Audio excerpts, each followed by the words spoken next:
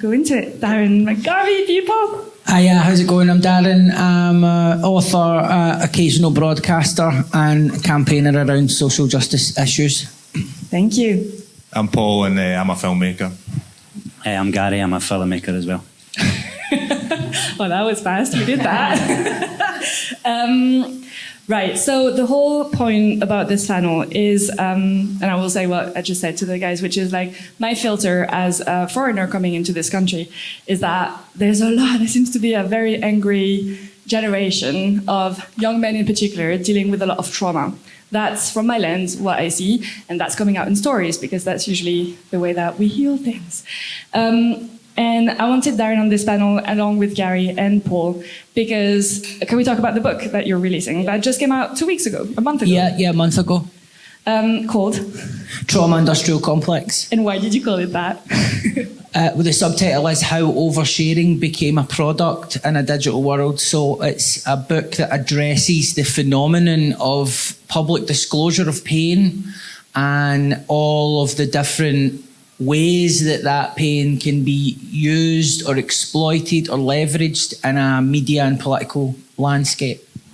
That's amazing. Thank you. Well, coming back to that, Darren, because there's a lot there to explore. Paul, you made a feature called Angry Young Men. Yay! How long ago was that?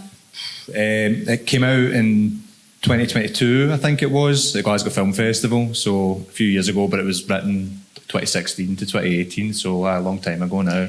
And so can you give us the plot? Like, what is that about? So it's basically, it was more, not so much how it was growing up in like Hamilton or areas round about there and the sort of scheme culture, but more how it felt. So a wee bit more like kind of allegorical. So maybe avoiding the sort of direct representation of it, but just emotionally sort of being from a small town, the feeling of getting caught up in that rhythm of what that can do to you from a child and then into adulthood, and then maybe having like the town its effect on you. Really, that was mostly what it was about. But I mean, it's so long ago, I actually can't remember. Nah, and it's a comedy, it's a dark comedy. Yeah, kind of comedy, sort of adventure, like Mix 7, Frankenstein film.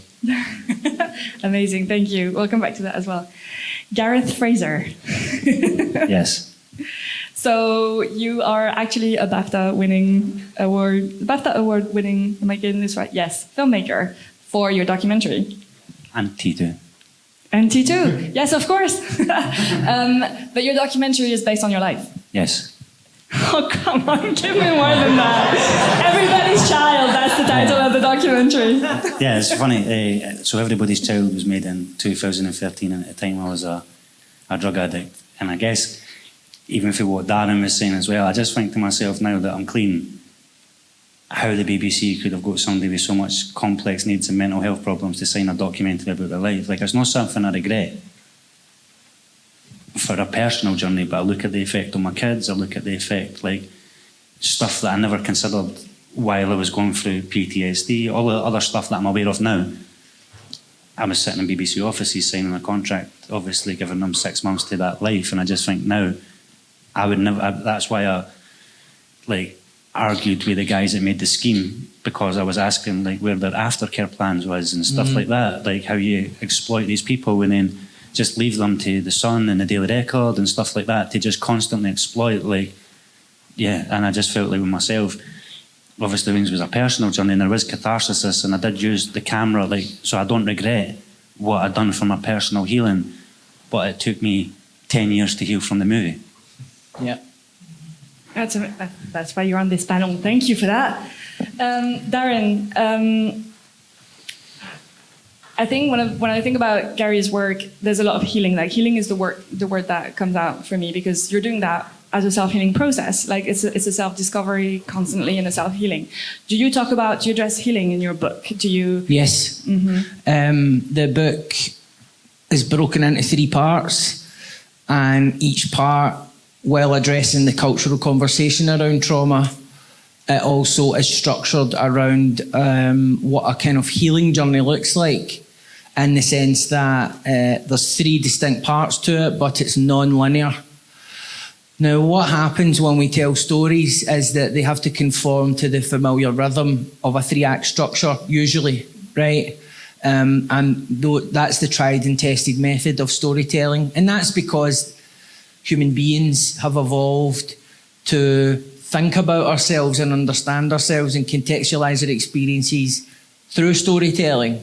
So it's natural, but it doesn't always reflect the messy, nuanced, non-linear reality. And so where discussion about trauma or mental health or any kind of adversity runs into problems when it's factual or it's seen as realism or it's autobiographical, is that subconsciously we're trying to shoehorn a very messy experience that's far more complicated than maybe could be represented in a 90-minute film or a 400-page book. And so ultimately the thing is being sold as authentic, it's being sold as representative of everyone who's been through that thing, but it's went through a process of storification. Now that's fine as long as we understand, you know, like we understand our food, we understand what's in the food, the ingredients, the ethics. People buy certain food because it was made a certain way. But when it comes to content that involves lived experiences, people are not as curious about what happened when the thing was being made, as Garry describes. Before we know it, then we can be in an industry where really our opportunities depend on our compliance and they depend on our willingness to offer intimate details of ourselves for very little in return, except, you know, the catharsis of moving forward in life or thinking that we're helping other people. And so all of my work just now is really about trying to get some kind of like regulatory thinking on this, because ultimately we're a workforce. Lived experience people are a workforce, but we operate in a regulation vacuum. And this means there's a lot of exploitation, even from people who genuinely want to help. Yeah, that's a massive point. Thank you. Paul, I just wanted to know if, well, I did know that Angry Young Man was a comedy.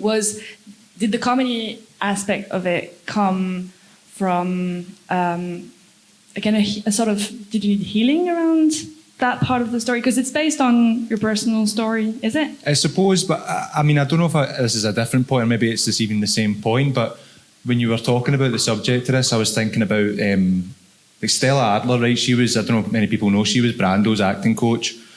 And there used to be like Lee Strasberg, when they talk about method acting and all that, they criticised him because like he took these vulnerable people like Marilyn Monroe and James Dean, and he would have them stand like on a stage like this in front of his full acting class, and they'd be like, dig into this memory, right, dig into that, dig into this, and have them break down. So that's how they would call it the method, right? So when you're in this scene, you're going to think about your dog dying, right? Which to me seemed ridiculous. Stella Adler said, an actor's greatest asset isn't their trauma, but it's their imagination. And that's kind of how I feel about, like, I think you are like who you are, and it's shaped you, and it's you can't help but bring your experience to what you're doing, and especially even with my film.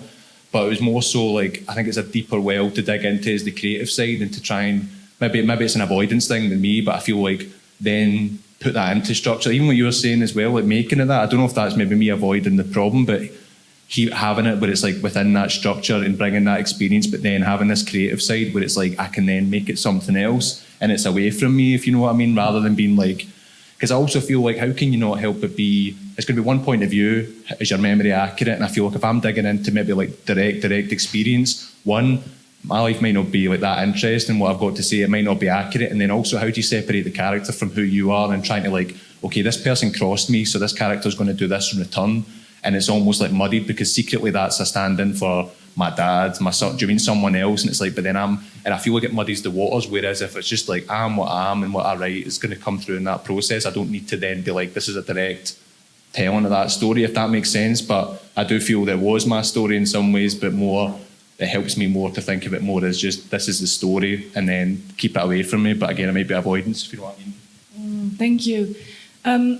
Garry, coming back to and jumping off your Darren's point on the vacuum in regulation, because that's effectively what you experienced in terms of your experience with BBC and Everybody's Child. Two questions for you. Do you think that that's changing? Like, I just see, and it's interesting. Like, I think the lens that I'm looking at this, for example, the Me Too movement, kind of was the beginning of the intimacy coordinators. Right? Do you feel like there's anything being taken that way with anything regarding safeguarding in terms of producing documentaries from mainstream commissioners like BBC, for example? Do you think that's changing? Not really. I think if Dan wasn't speaking about it, nobody would be bothered about it.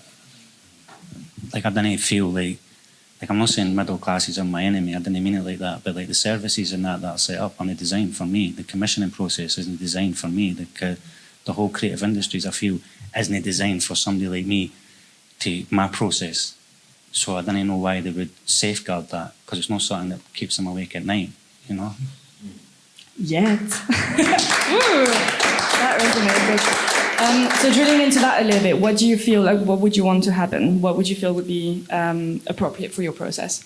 Well, it's not even just my process. I think like I love screenwriting. I've been a screenwriter for like 20 years, and sometimes maybe lack of confidence, maybe embarrassment about putting my screenplays out to somebody. Like I can't imagine anybody else directing my work, because nobody sits at 3 o'clock in the morning when they're stressed and thinking this is how I deal with this. Like, so that my way of dealing with life. But like, I think for me, like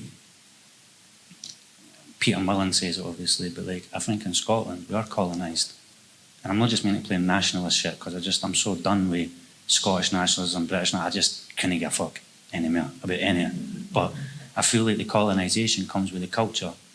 So if you're university educated, the chances of you knowing what's happening in Scotland schemes, like we all know there's a drug death crisis, but how many dramas have you seen in the last 5 years that accurately reflect drug deaths, that brings awareness, that brings compassion, that brings empathy? None. Suicides, exact same. Like our schemes are an absolute melting pot of trauma. Like me and him are Paul as well. Like we're really lucky that we get to sit at the places that we sit and articulate it and contextualise it the way that we do. But a lot of the people that we know didn't even manage to make it out the scheme through the ill health, through the food, through the ill health of social media. And like for me, the matter's only gotten worse, because like even in my new job working with youngsters, 10 to 25-year-old, the biggest problem is the mobile phones. The emotional neglect that's came through society, through after COVID and stuff like that as well. We now have generations, like these kids now, like the papers will say that there's a problem with youth violence. They'll have the youth summit, the VRU will do their thing, and there's a thing that goes on, there's a process that goes on. But the reality is that we've really pulled a drawbridge up for our youth. You know, like poverty is absolutely indicative of the mental health problems that I've created around this stuff. So like for me, there needs to be a charter, a people within the creative industries that put together a plan for aftercare, that put together like a quota almost, like stories that are coming for these people, about these people, for these people. And that means it could be rural poverty, it could be scheme poverty, but like really our services are burst, we're absolutely fucked as a country, and it takes, for me anyway, even with supply and demand, like I don't know, like the way that I work with people, I was like, oh no, I'm just disagreeing with Marlon Brando's acting coach, because for me, the only thing that I've got is people with trauma. You know, like I'm not bothered if you can use your imagination, but if you can bring your trauma to me, I can find a way to help you heal from that. Mm-hmm. And not a lot of services can do that, because they're not really set up to reduce the effects of trauma. Whereas my acting classes and the way that I do the catharsis and the way that I get people involved and creating that space, it's massive. And some of the wee guys that I work with, it's like if they weren't doing that, they would be out killing each other, they would be out stabbing each other. It's that severe. Like coming to my course and doing what I do, it's a direct alternative, but it's almost unfundable. Mm-hmm. Nobody's sitting there going, how do we fund this stuff? Right. Darren, you wanted to comment on that? No, just nodding along. You know what I mean? It's the level of sophistication in someone like Gary's whole practice. It far exceeds the sophistication that you would find in the industry among people who are salaried or who have a prestigious reputation. Because his process is not just in terms of a creative process from an individual point of view. It's a whole community situated around it. You know what I mean? There's the authenticity and the recognition that somebody gets in a community as being someone who you can trust, someone who knows what they're talking about, someone who's not exploiting the community. That has to be built over years. And that reputation really just stands or falls on how real it is, and obviously is real. because you don't get access to the sort of vulnerable groups that Garry works with unless there's trust there, you know. And then obviously there's the professional approach to the actual process itself, but that won't be recognised by a lot of people. You know what I mean? It won't. In many ways, it seems if Garry, and I don't mean to speak for you, mate, just inferring for what you're saying, you know what I mean? Many people just give up on the idea of even getting the chance to demonstrate their merit. So it's not about whether it's a meritocracy or not. There's only certain groups that get the chance to get in the ring to show what they can do. And that in itself is not a meritocratic process, unfortunately. And even now, you know, I'm experiencing, I would say for the first time since my first book, and it's not a complaint because I've done really well, but what I am experiencing is resistance for the first time. Resistance that is proportionate to my unwillingness to do certain things. So in the industry now, really, you're hot or you're not hot, right? And the things you need to do to get hot and stay hot are not things I'm interested in.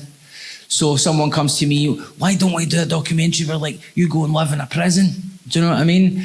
Because you're working class and people will just automatically associate that with violence, even though violence is not really part of my story. Or how about, you know, you be all like on an oil rig or something? You know what I mean? Or just a stunt, basically.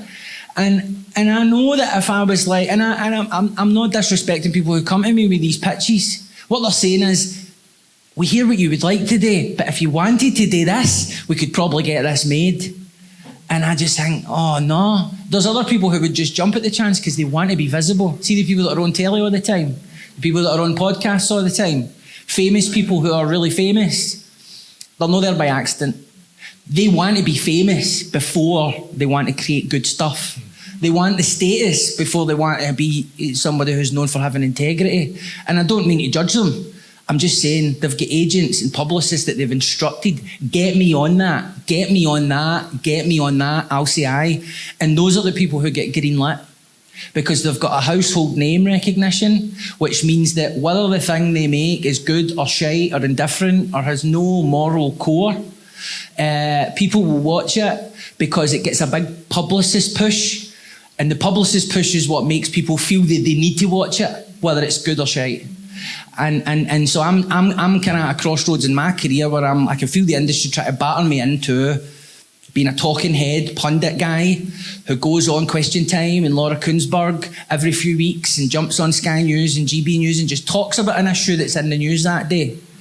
And it's a whole artificial edifice that's creating what's important to talk about. Most of the people on TV talking about things don't know that much about the things they're talking about. They're the top name in a list of phone numbers that get phoned who say aye all the time. So I just don't want to be part of that, which means I'm not hot currently. If my book wins an award or something, I'll be hot again for a couple of weeks, maybe something will happen.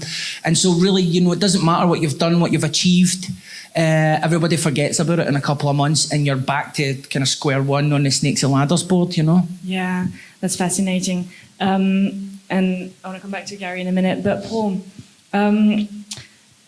where does because you're an independent filmmaker, and we're talking about BBC and commissioning, and in my mind I'm like, well, okay, let's just go independent and just make you made Angry Young Men of your own volition. And did you pick up distribution? Did you go through that whole... Just the festival run. Right. I had one guy contact me from America and say if I gave him $5,000 they could get me. And I was like, I don't know, I think we'll be all right. I think we'll just leave it. I says, you take a greater percentage and I'll pay nothing. How's that deal? And never hear back from them. I know, just it was a festival run, that was it, just in Scotland, and then one in an American festival we played like online, but nah, that was it. And then how do you, because effectively in the independent world, you get picked up or you don't, but I mean, you do your own work, yeah. And I guess that sense of integrity stays intact. What is my question with him? Give me a second. Is independent, because Garry, you're straddling both. You came out of the BBC and now you're going full independent because you're like, I'm just gonna make stuff. Is going independent basically the way to go in Scotland? Like, you know, BBC is not gonna help us. STV might, but usually through the, like, so what we've experienced is through the acquisition aspect as opposed to commissioning, should people go just make their own stuff and just tell their own story and just try and get picked up? I don't think you really have a choice, really. I do think that if it's a story you need to tell, and I mean if it's personal or it's not, it was just something I need to do this. I think for a long time, even Coppola not spoke about like the kind of democratization of filmmaking. It was so expensive, but now everything can have a camera. But obviously, then the more people can do it, it's kind of saturated. Blah blah blah. But I think if it's a story you want to tell, the only choice is to go independent. You can't really wait for permission from the BBC. And I did a month's work experience with the BBC, and then did a couple of weeks as a runner. I've met with people who Screen Scotland and all that, and to be honest, like I was saying that to the boys. I came back from the festival run, and I'd never felt more depressed, to be honest. And after the conversations, like meetings, like people would meet me during the festival, and one person was like, "So you made this for like $5,000 all?" And I was like, "Aye." And he says, "Imagine you had like 250," and I was like, "I imagine." And then it was like, and then what are you doing for me, sorry? And they're just like, I know, but it'd be great to have a conversation. So many things that just don't go anywhere. People meet me saying, keep doing what you're doing. So I think the only alternative is to tell your own story. I think that's the only choice. Like everyone's critical of like Marvel and sort of like the big kind of tentpole films. So I think the only chance you've got is to tell something authentically, and that has to be your reason for making it, not for it would be great to get money out of this, but I feel like it has become like this sort of like street art almost now, and I feel like that's the way it has to go in terms of like how you make films. It maybe is like run and gun, but to hope for like that channel. My thing before was like comparing it to previous filmmakers and how they came up, and it's like, okay, you do your no budget film, someone says I see potential in that, let's see what we can do here. And there just isn't. I didn't feel any of that, and I don't know of any examples of people who have had that, where there has been, like you were speaking about the production circle and all that, and the next steps, what do we do after that? So I think, for me anyway, tell my story, and then that's what it has to be, and tell the stories I want to tell. So independence is the only option until something else comes up. But I'm based on, like, even the Short Circuit was around, and then it collapsed, and then even through that, I was just like, so many processes that I'm just been depressed about. I don't mean to put everyone in a downer here, but I think at the end of it is like a good thing. I think it has to come back to like that self-empowerment in terms of what you're doing, and it has to be, don't wait for them, because if you do that part anyway, that will come at the end. If it needs to, or if it's right to be, then it will come at the end. But if you just say, right, this is what I'm doing, I don't really care what happens here, don't ask for permission to do it, and then see what happens. But expecting it, you're just going to end up quite depressed, I imagine. Yeah. Sorry. And just to add, it is important sometimes to remember, as much as we're in industries and we think about things in terms of careers and there's processes and things we've got to do, I am most alive when I am completely hyper-focused on my creative process. Mm-hmm. And usually the most hyper-focused I get and the most excited I get is when I'm writing music, and that's the least lucrative part of my career. And it's the least it's where I have the least concern about what other people will think. It's the truest expression of me. And, you know, so there is something to be said for what you have said there, mate, which is, we're still artists, we're still creatives, it's in us, it's who we are. We're still living in a country where we can be creative. We still have access to things, even if it's not going to lead to a big career break. And that it's important to remember that's still a gift, that's still a privilege. As much as sometimes it feels like a pure bollock, if we're only in this career head space, nothing will ever be enough. No. Because there's always the grass is always greener, the next opportunity. It's like, you know, you're renting a house, then you get a mortgage, then you have a couple of kids, then you want a bigger house. There is something important about just always bringing it back to that mindset. Whatever it is that's going on, I can still be creative. What do I have to say? And also, sorry, just how many events I've been to, and it's like people, and even when I went to college, I did a writing course for a brief spell, and I'd be there, and guys had gave up before they'd even started. They'd be like, I know, but you can't get, the industry's fucked here, I mean, like, or they'd say something like that, like, sorry for my language, but it'd be like, oh, they can't do that, or it'd be like, I know, but if I get that, he didn't do it. Do you know what I mean? It's almost like they gave up before they started, and I feel like that's like, just do it, and like you said, it's a process, and like try. I know it's depressing. Yeah, it'd be great if you could think, right, I'll do that and I'll make mad money, like that'd be class. But if you really love it, you're going to do it anyway. Is my take.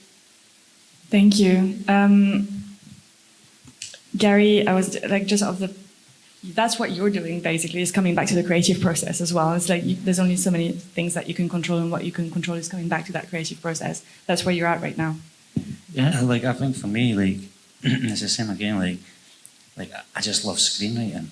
And for screenwriting, me, it's like there is an absolute process where, like, I don't know, like when I was doing my HND at college, I remember I was really lucky my lecturer was a screenwriter, because if he wasn't a screenwriter, I would have been competitive in the technology part and try to get Adobe Premiere or Final Cut or the latest camera and caught up in what I've seen a lot of filmmakers do like that. But whereas really I only need a pen and a pad and my imagination and my life experience, and then based on that, the frustration of stuff that you see wrong with society. Like last year I put like 20 grand in my own money into supply and demand, so I'm not doing this to make money. Like I'll make as much money as I need, like Walt Disney, you know. I didn't make money to make films, I didn't make films to make money, I make money to make movies. And that's kind of the way I see my process. Is my kids suffer for the time that I put into it. You know, there's another thing, like at the weekends I'm shooting now, I get my kids at the weekends and they have to suffer for the time, because I'm like, well, this stuff is also important. Like, Dad, I've got to be selfish with it. But like that creative innate desire to, I guess, create, like this, we've done, like I'm in a process now where I'm learning to write comedy, so that I'm hiding my truths within the laughs. Because if I'm making them laugh and then 2 minutes later I've got a stabbing scene, at the end of the audience is fucked, because they've just been taken on a really emotional journey. And I think for me, sitting in the cinema and like even hearing a Glasgow Edinburgh rivalry, why have I never seen that like I've never seen the way we used to slag each other in the jail, the way I still slag my mates now. Like I've never seen that and represented anywhere. So to be able to take on stuff and go, what else have I not seen? What else have I? Mm-hmm. And that's the stuff that goes in. So like, and when you look at like I'm not going to say the unfair treatment I get for the media, but like every time I write something, they'll say it's an expose undercover of Edinburgh's criminal gangland thing. And I'm like, why can I not have my imagination? Why does mine? And it's not that. It's so far removed for that, because that stuff there, I'm for the streets. I do not talk about the streets, because that's the first part of that life. You know, like if I was talking like that, I wouldn't be invited into the houses that I'm invited into. So even now, with all the shit that's in the papers, gangland this and empire this and the glamorization and the romanticization, I might be an angry, maybe no young man, but I might be an angry man, but my passion is misrepresented as anger. Right. So when I'm passionate, middle class people go, he's ready to fight. Yeah. But I've been ready to fight my whole life. That part there, it's like when you see him and they turn around and say to him, oh, he's angry. It's like, it's not. I fucking know he's passionate. But I know that because I know him. That's the core of it. I love, like, that's the bound right there. Thank you. It's not anger, it's passionate. Did you want to say something? I've had that all my life. I've woke up and listened to the radio in the morning and then heard people on the radio talking about me just being angry. Do you know what I mean? And it's just like, and it is there is a class dimension to it, but also there is a when someone is just saying how they feel, it's threatening to people who are scared to say how they feel, and rather than just admit that they're angry but they're scared to show it, they want to create reasoning to sort of justify why they're kind of shitebags, or why they're emotionally avoidant. You know what I mean? They're frightened of conflict. They're frightened of retribution or being judged for like just asserting a need or saying exactly how they feel. And obviously there is a stereotype that runs through the working class culture generally. You know, this idea that we're all just like, you know, one drink away from stabbing someone.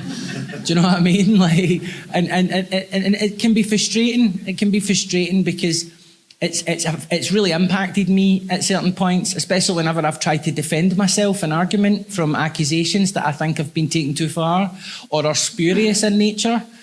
And you're fighting a fire on social media, and you're trying to raise two children, and there's a character that's building up about you that people have created, And the only way that you think that you don't realise that ignoring it's what you need to do because you've no experience. So you upload a YouTube video where you're like, you can see you're emotionally exasperated, you're desperate, you're trying to clarify what was meant, what was said, what you're sorry for. And then the Sunday Herald write a story saying, you know, this misogynist uploaded a furious video shouting at all of these women. You're just like, no, that's what I'm saying. I'm saying an arsehole tweeted something and they all believed it and it's not fucking true. Would you not be raging?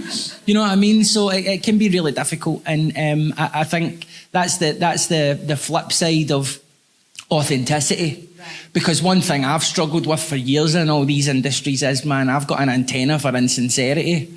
So it's really disorientating because when you're in the industry, you know everybody's being paid to treat you like a fucking circus animal that just needs to be kept happy and docile. The talent, you know what I mean? And there you are, just a normal person who wants to sit and eat with the crew and talk to the crew and be friendly and listen to their problems and all that. And then there's another party, it's like, do you really like me though? Do you really think I'm a professional, or do you think I'm just some kind of lived experience interloper? Do you think I'm qualified to do this job? It's a kind of imposter syndrome that's not entirely baseless, you know? It's fascinating. Is there anything you want to rebound on, Paul, or do you want me to go to the... I don't want to put you on the spot. Well, no, just a quick thing. I just think it's fascinating, the crossover between what you two guys were saying about the kind of pornographic nature and bearing all, the scheme as well. And I feel like if you've got, and even how you're talking about how you've been pitched and marketed your work before you've even you might not even have seen it, but it's like they just get this sort of like, that's you, all right, I know how to market you.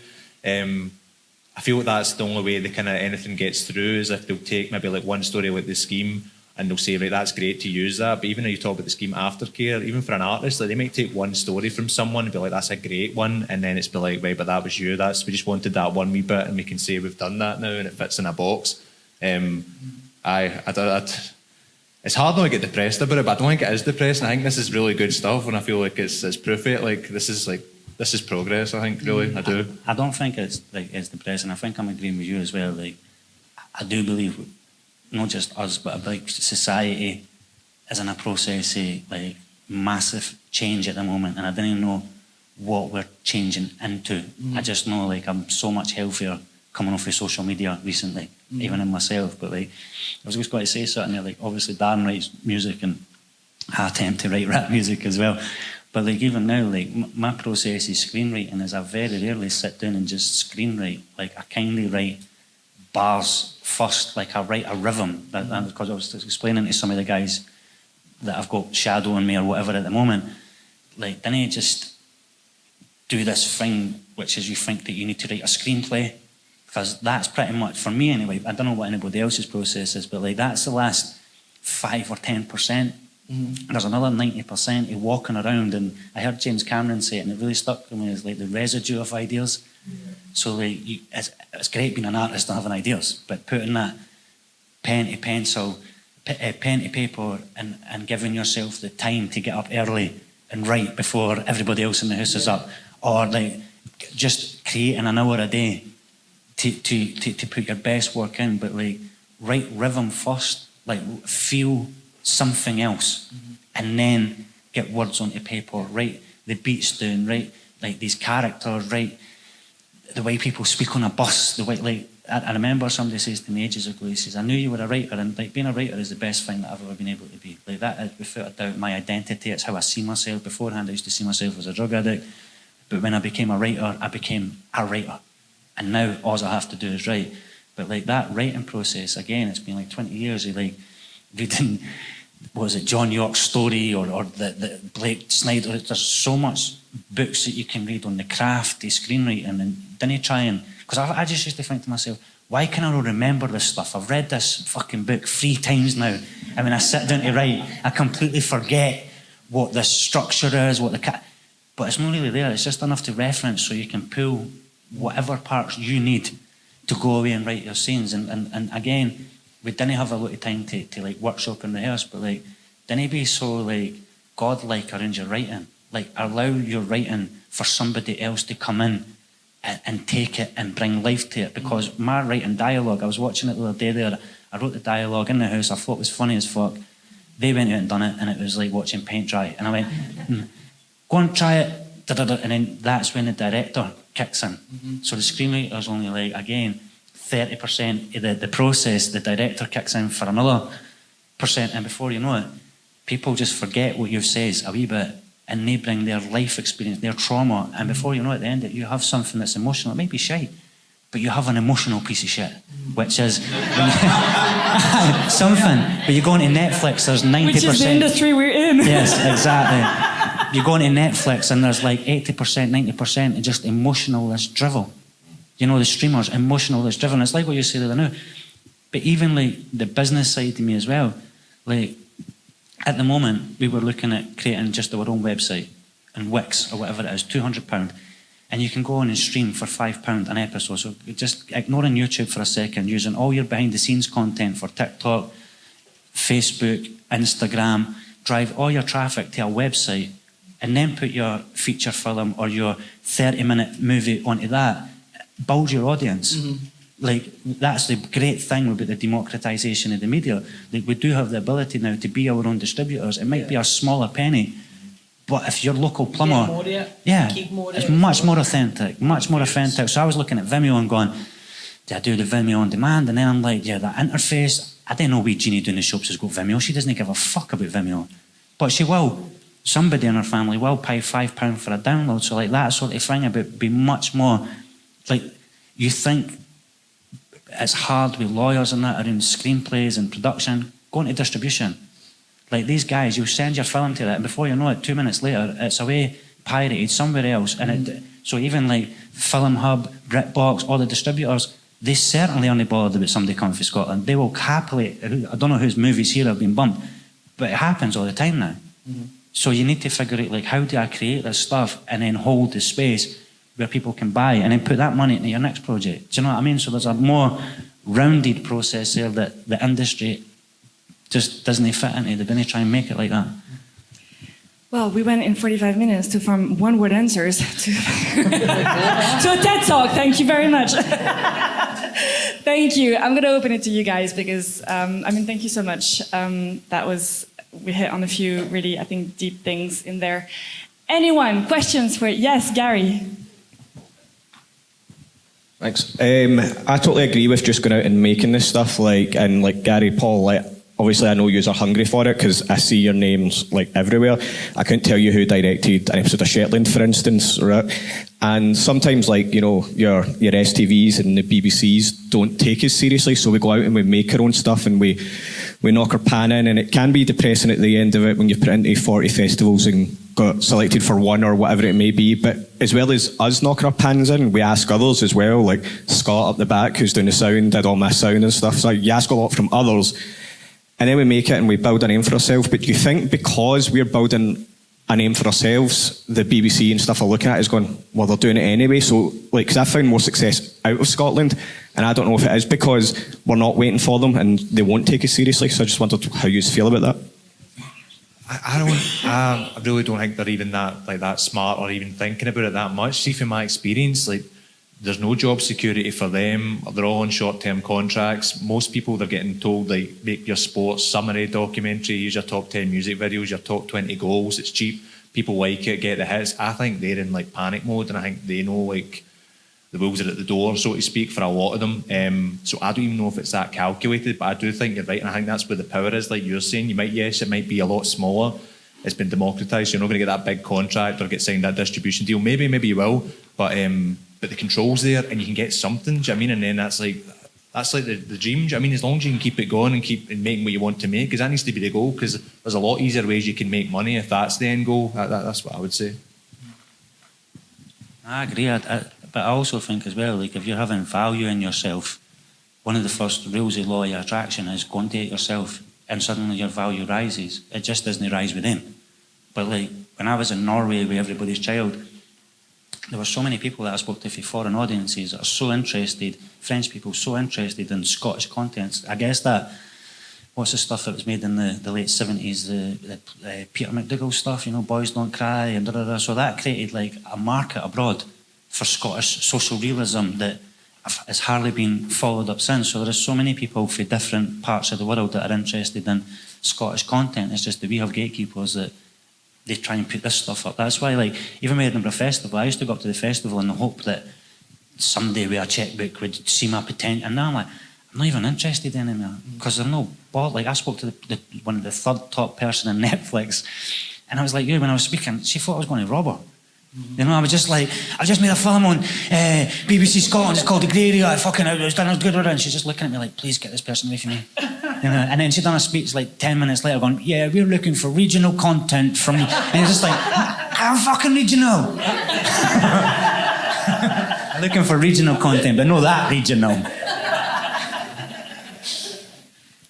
Thank you. That was a great question, Garry. Anyone else? Anything? Yes, Kat.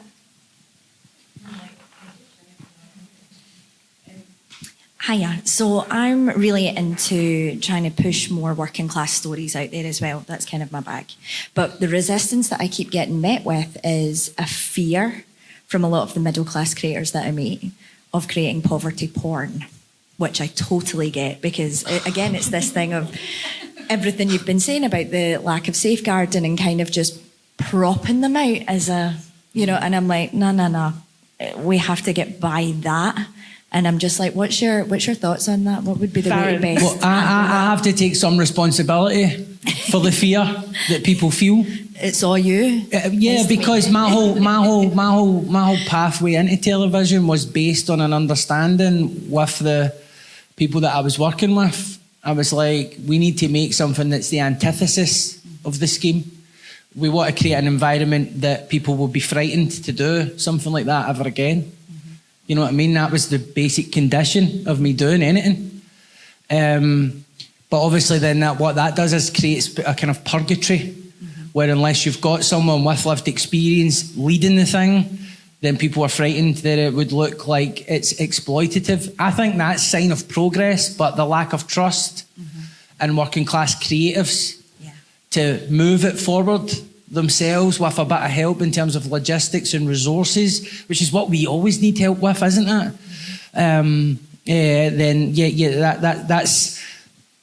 That's exacerbated by a very risk-averse environment just now. And it's weird because, I mean, the whole point of a publicly funded broadcaster is to protect creativity and information and public goods from the kind of predatory market forces that always degrade everything in the end.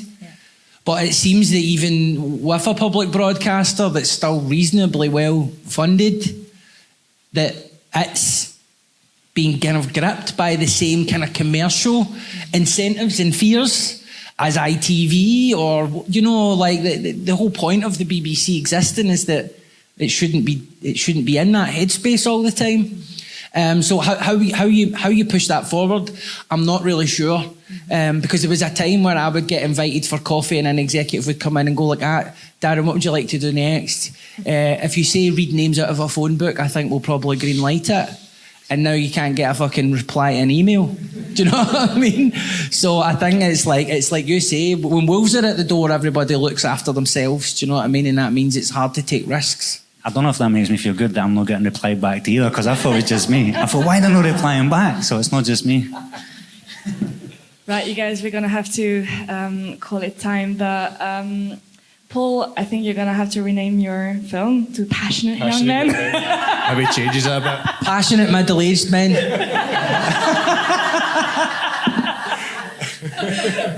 It just doesn't sound right, does it? It just doesn't sound right. Or does it? Look, you guys, thank you so much for being here. Thank I you. so appreciate you guys. Can we get a big round of applause?